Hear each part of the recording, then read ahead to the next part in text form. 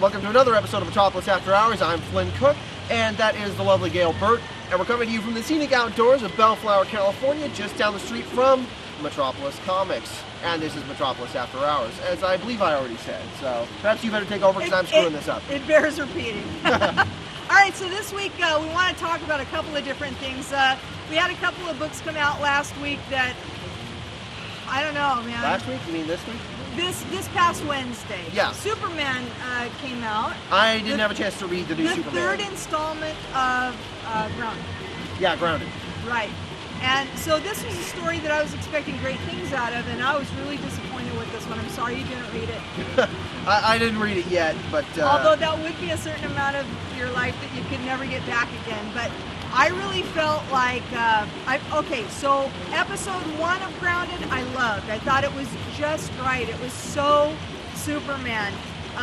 It was the one where there was a jumper on a ledge, and that was the second issue of it. All right, well, he had just begun his sort of walkabout, and it was, I think it was the first real episode, though, wasn't it? I believe it was the second entry, because there was that prequel in Superman 700, and then there was 701 was the beginning of it. 702 was the one with the jumper. 701 had the drug house. Okay.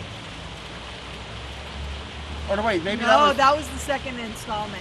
And okay, that's the one that that's what I was getting to. The first one with the jumper, okay, or the second one, whatever it was, with the jumper was really great. It was just like Superman. It was exactly what Superman would do. He kind of, comforted the lost and lonely, and he just waited for her to come in her own time to him. And his presence was so inspiring of hope and of a respectful, sort of like his whole attitude towards everybody has always been so respectful and so kindly.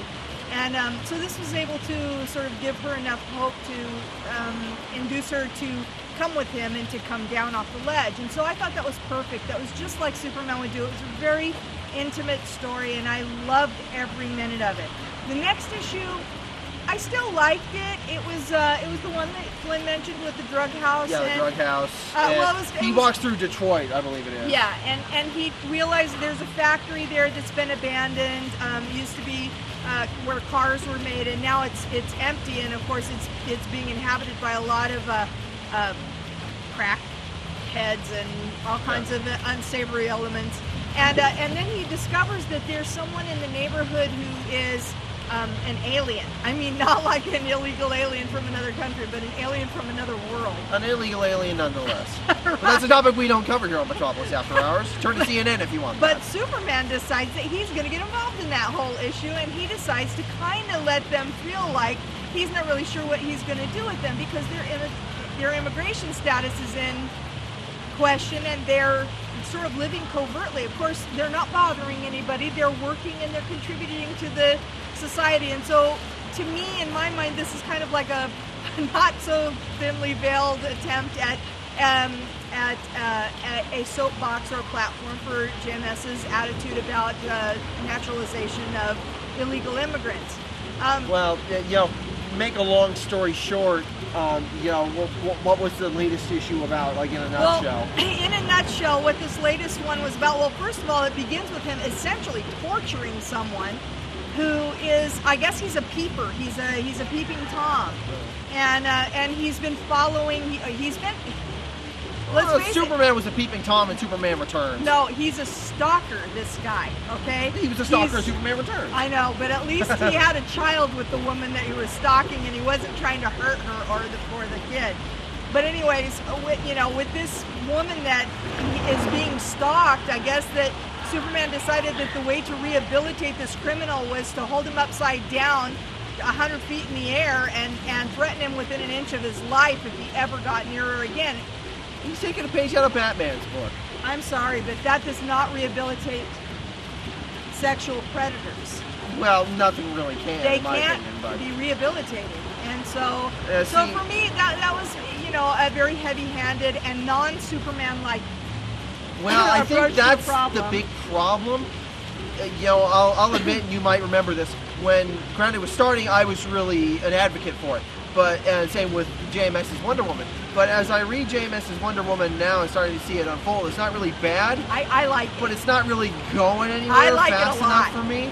But then I understand JMS is a slow builder, and I like Wonder Woman. Okay, I'm really liking that one. But the Superman, that's not where it ended for me with the Superman thing. What ends up happening is eventually. It turns out that a lot of pieces of New Krypton have fallen to Earth, and I think it's kind of like his way of unfolding a new form of kryptonite. It's discovered by some children who turn it over to a teacher, and this teacher, I think she's a teacher anyway, but anyways, an adult, and something happens, her eyes start glowing in a funky way, and then suddenly she starts, like, inciting people. She touches this man, and you can see this power flow between them, and this man then goes and attacks Superman. He has temporary invulnerability.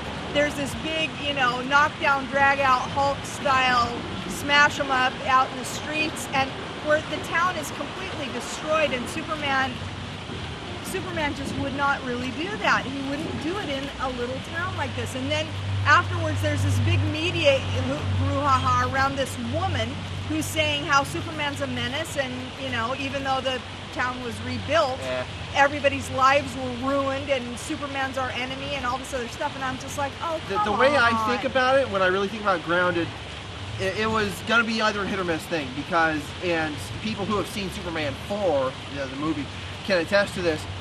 When you have Superman tackle real world issues, that's a big no-no.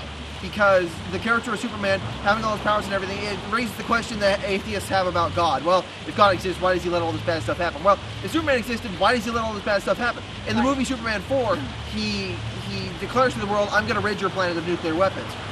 Without the world say so. So basically you have a situation where Superman is imposing martial law over the entire Earth. He becomes a super fascist. Yeah. And no matter how benevolent he is, people just don't like somebody else telling them what to do. The unfortunate thing about Superman 4 is it doesn't pursue that story idea so that you could get an interesting resolution on that. They just have that as the setup for Lex Luthor to create Nuclear Man. But that's the same problem is with Superman Grounded. Really, when you look at it, it's too hot button. Either way you do it, it's not going to live up to somebody's standards. And that's really the reason why you don't do those kinds of things with Superman. You don't have him tackle real world issues because it raises too many questions, and if you're trying to keep it realistic, there's no satisfying resolution. When it comes to peeping Toms and stuff, Superman wouldn't do those kinds of things that he did to the peeping Tom. But if you don't have him do that, when you confront him with that story situation, then it's unsatisfying. Right, exactly. So that's why, I applaud JMS for seeing something that hasn't been done with Superman and saying, I think I'd like to tackle that, but tactically it's a bad decision.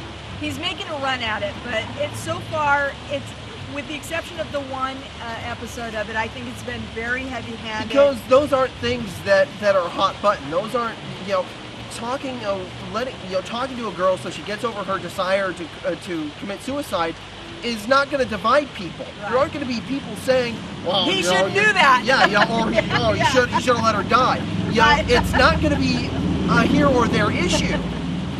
So Joe, I don't speak ill towards you, Joe, but you got to be careful on this one. I'm hoping, even though he probably already finished the thing by now. I don't know. I'm hoping that it turns around with the next episode, but I was really disappointed with this one. The other one that I read a couple of other ones this week. Adventure Comics with Superboy. I haven't read that. It's not really making. I gotta be honest. It's not making a lot of sense to me. It's a lot of random episodes. It is just random episodes because DC is going to use Adventure to start building up to next year's event, Flashpoint. So.